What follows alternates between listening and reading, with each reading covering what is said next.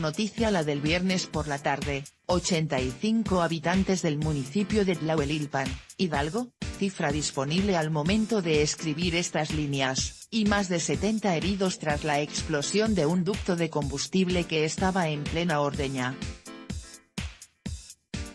Los videos y los testimonios muestran a las personas con un sinnúmero de bidones alrededor de la toma. También muestran el ambiente previo a la tragedia: niños corriendo, gente aventándose gasolina como si fuera agua, primero un chorro que salía del ducto, después una fuente de varios metros de altura. Según el gobierno, una chispa, algún tipo de fricción con ropa sintética de alguien cercano al lugar, generó la explosión. Todo esto mientras unas cuantas decenas de militares y de gendarmes observaban a lo lejos, incapaces de detener a una población entera dispuesta a arriesgar su vida por unos cuantos tanques de combustible.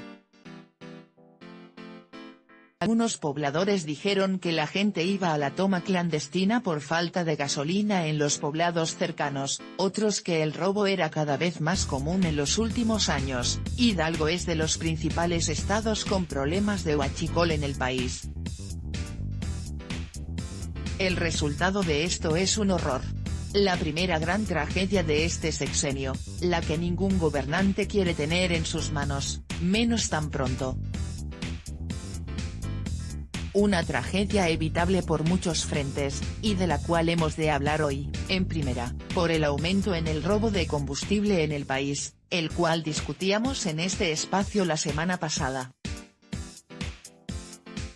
Una tragedia como esta iba a ocurrir tarde o temprano cuando pueblos enteros participan en este tipo de actividades. Imposible vigilar cada centímetro de ducto, eso es obvio, pero durante años se dejó crecer el problema al grado de que en comunidades enteras el Estado, dejen ustedes el gobierno, es inexistente, como en Hidalgo, como en Puebla, como en Veracruz.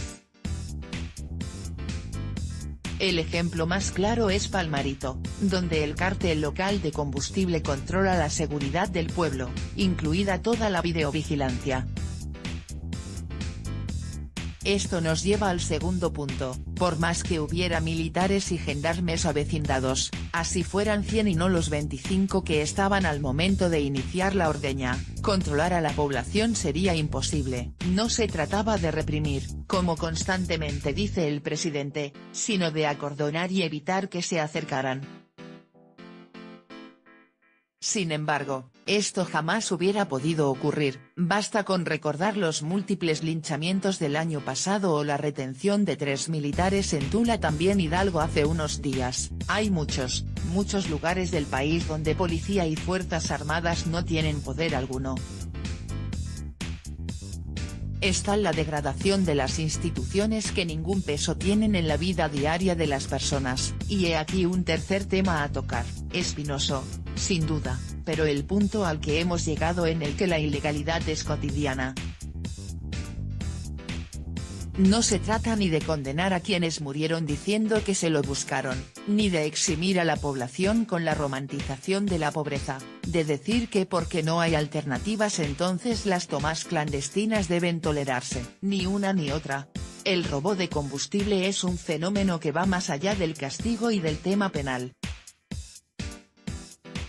Es un asunto social, como el narcotráfico y otros tantos delitos, como la violencia misma. Mucha gente recurre a ello porque es lo que hay. Por eso en Jalisco los cuerpos de 3 estudiantes fueron disueltos en ácido por 1000 pesos cada uno. Porque en una economía tan mala, en un país desigual y con una ausencia total de Estado de Derecho, en la que alguien ve como viable disolver un cuerpo a cambio de, literalmente, un billete, que un pueblo ordeñe un tubo o se aproveche de que alguien más lo hizo, se convierte en algo cotidiano. Porque la gente sabe que esos bidones llenos representan una parte importante, si no es que todo, del ingreso familiar de la semana.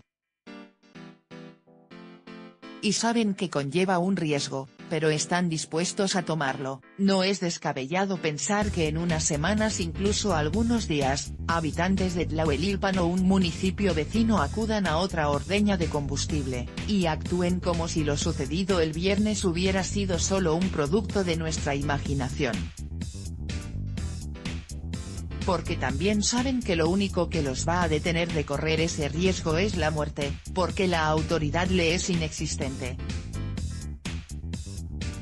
Toda proporción guardada, pero es como lo que sucede en Tultepec, Estado de México, cada pocos meses y con la salvedad de que en Tultepec es legal, personas que mueren tras la explosión de fuegos artificiales porque a eso se dedica el pueblo, cosas que los habitantes y los individuos están dispuestos a soportar.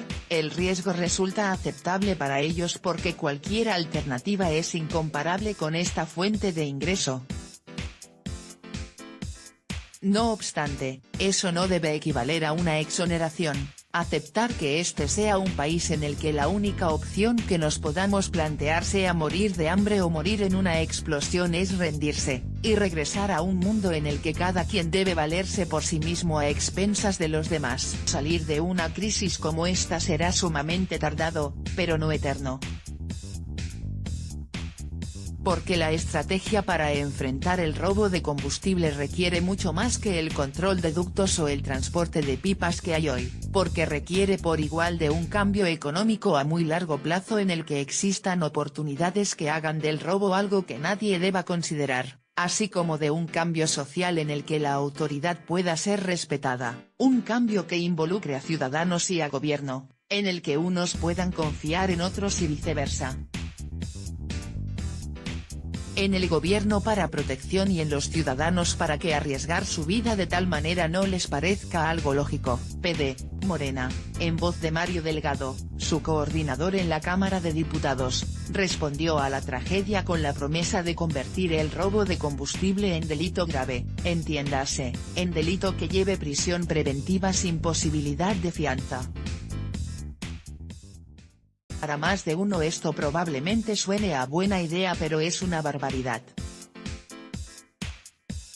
De haber sido catalogado el robo de combustible como grave antes de la tragedia de Tlahuelilpan, muchos sobrevivientes hubieran terminado en la cárcel, y cualquiera que hubiese sido detenido tuviera o no vínculo alguno con el evento, estaría en la cárcel por meses a espera de poder demostrar su inocencia, pues eso hace un sistema tan perverso como el de la criminalización, detener al inocente y obligarlo a demostrar que no es culpable mientras pierde su vida en ese horror llamado cárcel.